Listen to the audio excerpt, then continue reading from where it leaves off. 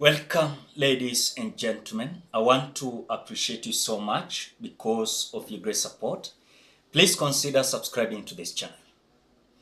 Why is it that Rigathi Gachagua and his team in Mount Kenya region, they are so horrified and terrified when it comes to the dialogue that is happening at Bomas of Kenya?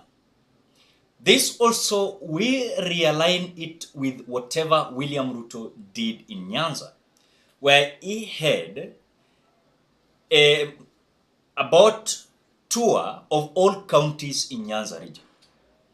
And the way William Ruto was received, the way Nyanza was so calm, just listening to William Ruto, is like terrifying Rigathi Gachagua, Ndindi Nyoro, Mutahi Kahiga, the governor of Nyeri County, and other brigades that are seen like they are supporting Rigathi Gachagua so much in Mount Kenya region.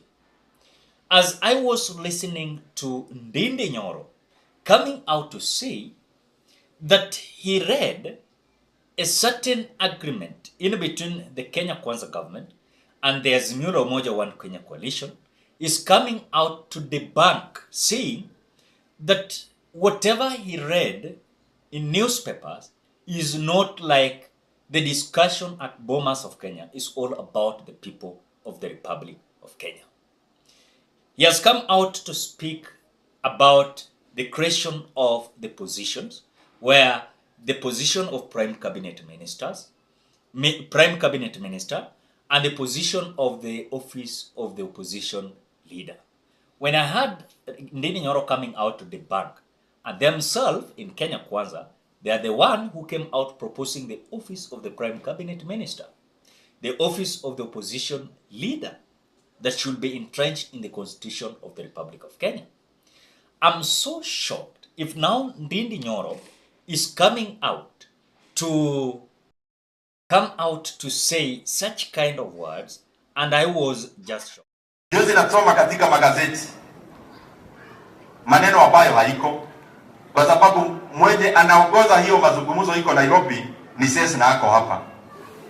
Wale wengine wanaambia watu ya gazeti ati waandike ati tunarudia ile kura ati kuhesabu tena ya rais wetu ati audit. I want to make it very clear to Kenyans. There is actually no audit of last year's election. The people of Kenya are already done with the elections. The only time they are raised is for work.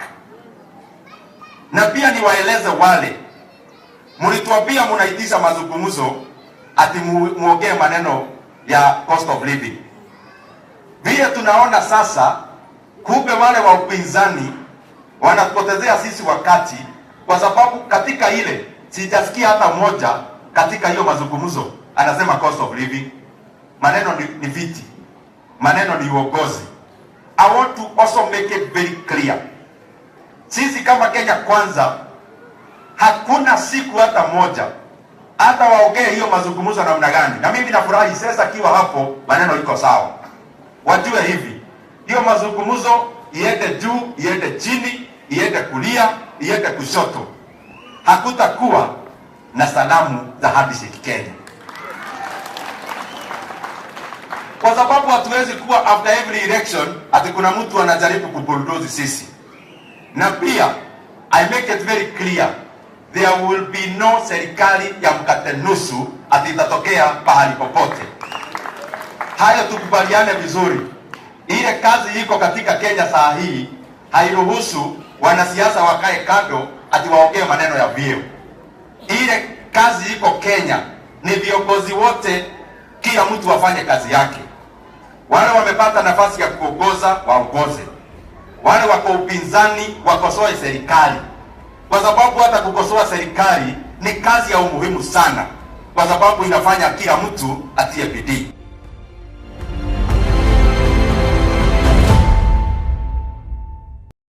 To say, I want to ask simple question. He's coming out to tell Kenyans that when it comes to the creation of the positions, like the office of the Prime Cabinet, the office of the opposition leader, that they are not there.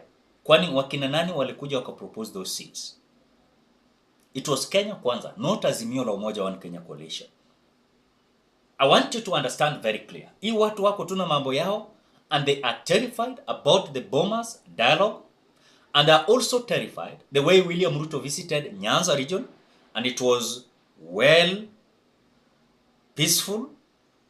No one came out disrupting William Ruto's meetings, because their intentions were that there were some individuals that could have come out to destroy William Ruto's meeting, so that could have been a discussion that, you see, we have the one president, but when he is visiting Nyanza, some people are trying to create chaos.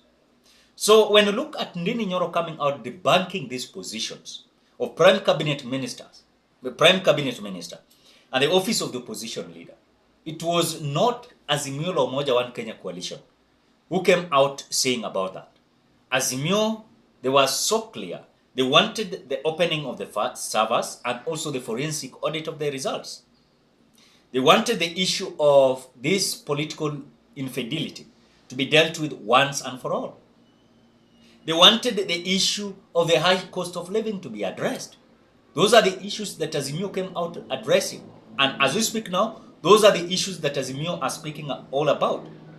But when you look at the other side, unapata, they are the one who came out creating those points. Again, they are turning against their points. It's like someone who is going to play football, than going to score on the other goal of their opponent, they're scoring the goal on their own goal. So I think this issue of Ndindi Nyoro coming out to repeat now and then that handshake, and by the way, no one is looking for handshake. When look at even the kind of scenarios that is happening, no one is ready for handshake. Because Raila Odinga also has already learned that the issue of handshake is destroying them day in, day out. They are not willing even to have a mkate nusu government.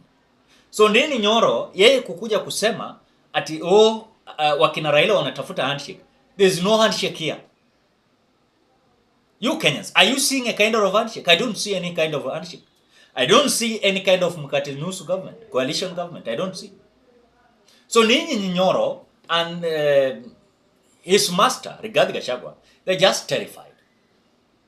They're just terrified, and they don't want any kind of link in between William Ruto and Raila Amolo Odinga.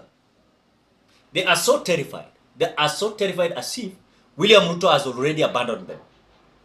That is it. So I believe without any fear of contradiction, these people are just trying to show themselves they are so relevant. They're showing themselves that at least they have content to say or to talk about.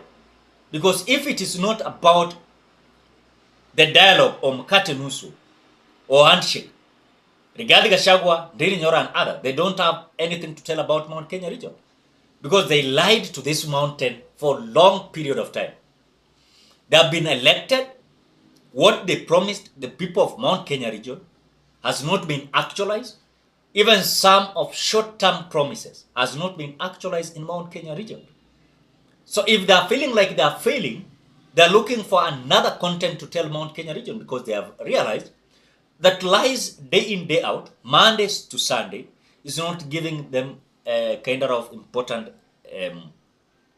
support in Mount Kenya region. So when I was there listening to Ndindi Nyoro, I realized that this does not have any kind of impact. The only impact that they're having, at least they have content to tell people about the handshake. And by the way, I want to ask you, these people are clapping because of the statement of Ndindi Nyoro.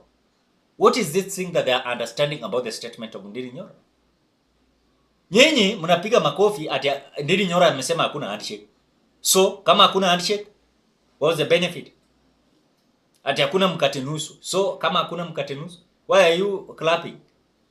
It's so pathetic if some people even are not realizing themselves that whatever Ndindi Nyoro is saying is just a kind of in their heart or their inner side of them, they are horrified, terrified, and they don't know what to do, because what they told Mountain is not being actualized, as they are just hiding on obvious content to tell Mount Kenya region that there is no handshake. No one is looking for handshake. No mkatenuso. We know that. But these people are just terrified. Ladies and gentlemen, what are your thoughts?